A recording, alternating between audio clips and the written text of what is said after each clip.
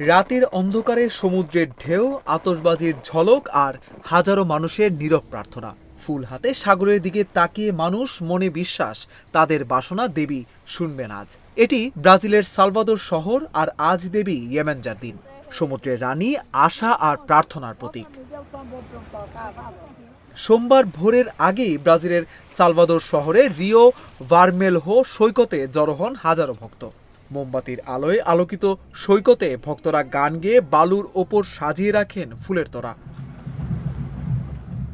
এরপর একে একে সমুদ্রের ঢেউয়ের কাছে গিয়ে ফুল ভাসিয়ে দেন পানিতে, দেবীর উদ্দেশ্যে অর্ঘ্য হিসেবে। সূর্য ওঠার সঙ্গে সঙ্গে আরো মানুষ ভিড় করেন সৈকতে। ফুল হাতে তারা দাঁড়িয়ে থাকেন, ঢেউ দেখেন, তারপর নীরবে এগিয়ে সমুদ্রে ফুল অর্পণ করেন। এটি আমাদের পূর্বপুরুষদের প্রতি আমাদের সম্পর্ক নতুন করে দৃঢ় করার বিষয়। আমাদের বিশ্বাস করতে হবে, বিশ্বাস পাহাড়ও নাড়তে পারে। দেবী ইমেনজার কাছে আমি চাই আলো ভরা একটি বছর।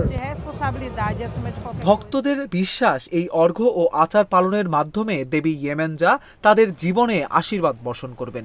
ইয়েমেনজা ইয়োরুবা ধর্মের এক গুরুত্বপূর্ণ দেবী, যার উপাসনা আফ্রো ব্রাজিলিয়ান সংস্কৃতিতে গভীরভাবে যুক্ত। এই ঐতিহ্য শত শত বছর আগে আফ্রিকান দাসদের হাত ধরে ব্রাজিলে আসে। সময় বদলেছে, শহর আধুনিক হয়েছে, কিন্তু সমুদ্রের ঢেউয়ের সামনে আজও মানুষ একই বিশ্বাস নিয়ে দাঁড়িয়ে থাকে। সব মিলিয়ে সালভাদোরের উপকূলে আজও বেঁচে আছে শত বছরের আস্থা। অভিষেক তরফদার, অঞ্জন, ইন্ডিপেন্ডেন্ট ডিজিটাল।